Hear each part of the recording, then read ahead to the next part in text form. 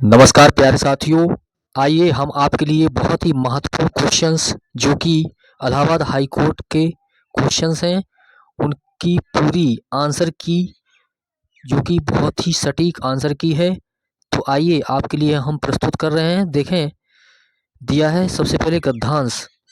कवित्व संसार में बड़ा ही सुंदर है, स्वर्ग की अप्सराएं नंदन वन में परिजात पूर्णिमा का चंद्र सुंदर कहे जाते हैं, किंतु कवित्व के सामने इन सब की सुंदरता अकिंचित कर है। वसंत ऋतु का मलयानिल, प्रातः काल का दिक्मंडल, संध्या का अरुणिम आकाश भी सुंदर कहे जाते हैं। वे क्या कवित्व की सुंदरता की समता कर सकते हैं? कवित्व को सुंदर ना कहना कवित्व का अनादर करना है। कवित्व ही समस्त वस्तुओं का मूल है। कवित्व ने ही सुंदर को सुंदरता दी है। सौंदर्य संसार में कवित्व ही सबसे ऊंचा है। संसार भर में कवित्व का ही राज्य है। भगवान ने इसे अच्छे को बुरा और बुरे को अच्छा करने की शक्ति दी है। कवित्व अंधकार में दीपक है, दरिद्र का धन है, दुख में धैर्य और विरह में मिलन है। कवित्व की दया और उसकी प्रीति से सामान्य मनुष्य भी अमर हो जाता है। इसी से कवित्व की उपासना करने और उसे श्रेष्ठता देने को कौन ना उद्यत होगा। तो आइए देखते हैं क्वेश्चन नंबर पहला, विरह शब्द का विलोम क्या है? तो इसका सही आंसर है साथियों पहला, मिलन। क्वेश्चन नंबर दूसरा देखें, दिए गए गद्यांश के अनुसार दरिद्र का धन क्या है? तो इसका सही आंसर है कवित्व। क्वेश्चन नंबर तीसरा, गद्यांश के अनुसार समस्त वस्तुओं का मूल क्या है? तो इसका सही आंसर हो जाएगा कवित्व। क्वेश्चन नंबर चौथा देखें, किस संसार में कवित्व सबसे ऊंचा है? तो इसका सही आंसर होगा सौंदर्य संसार में। साथियों आप देख रहे हैं G series, Allahabad high court group C का जी सीरीज का पेपर पूरी सटीक आंसर की है। देखें, क्वेश्चन नंबर पाँचवा दिया है, इसमें मैचिंग वर्ड है, तो इसका सही आंसर है क्वेश्चन नंबर पाँचवें का दूसरा ऑप्शन, दूसरा सही है। हाँ साथियों देखें क्वेश्चन नंबर छठवां, मुझे थोड़ा दूध चाहिए, इस वाक्य में थोड़ा किस प्रकार का विशेषण है? तो इसका थोड़ा दिया है, क्वांटिटी से रिलेटेड है। इसका सही आंसर हो जाएगा परिमाणवाचक। ठीक है, परिमाणवाचक। क्वेश्चन नंबर सातवां, निम्नलिखित में से कौन एक संबंधवाचक सर्वनाम है? तो इसका सही आंसर हो जाएगा ऑप्शन चौथा जो।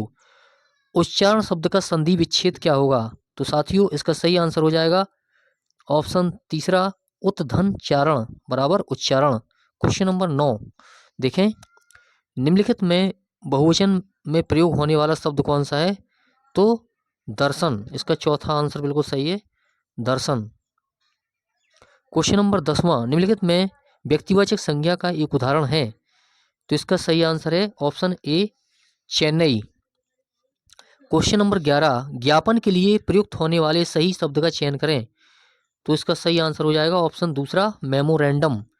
जिसका मन या ध्यान दूसरी तरफ हो, इस वाक्यांश के लिए एक शब्द क्या है?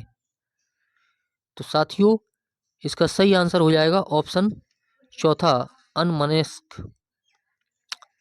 क्वेश्चन नंबर 13, मैं बैठा था, इस वाक्य की क्रिया किस काल की है? तो साथियों इसका सही आंसर है ऑप्शन दूसरा, पूर्णभूत। अगला, निम्न विकल्पों में से दिए गए शब्द आरोहण का सही विलोम शब्द क्या है? तो इसका सही आंसर है आरोहण का अवरोहण। अगला,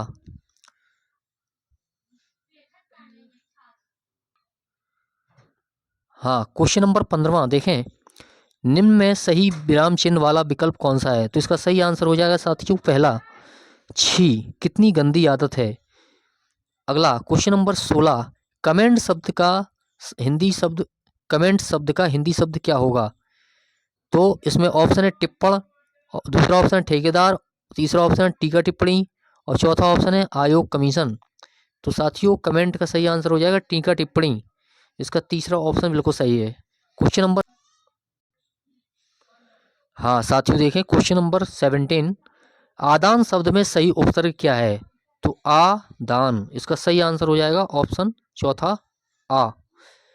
क्वेश्चन नंबर अगला 18, बैठक शब्द में कौन सा प्रत्यय है?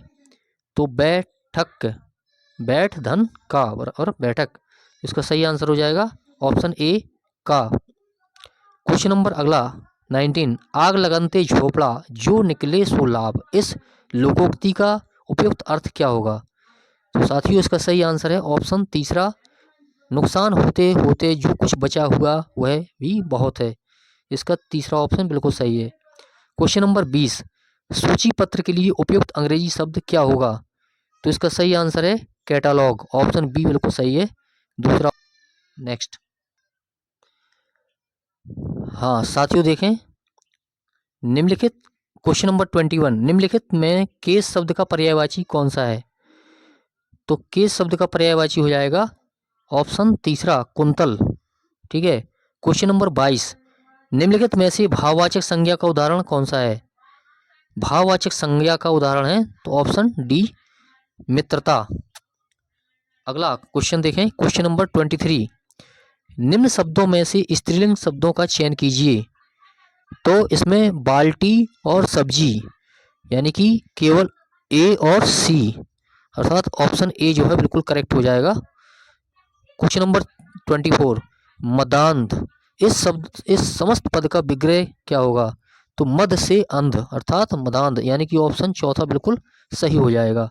क्वेश्चन नंबर 25, हाथ के तोते उड़ना मुहावरे का सही अर्थ क्या है?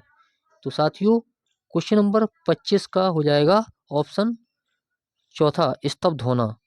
हाथ के तोते उड़ना अर्थात स्तब्ध होना।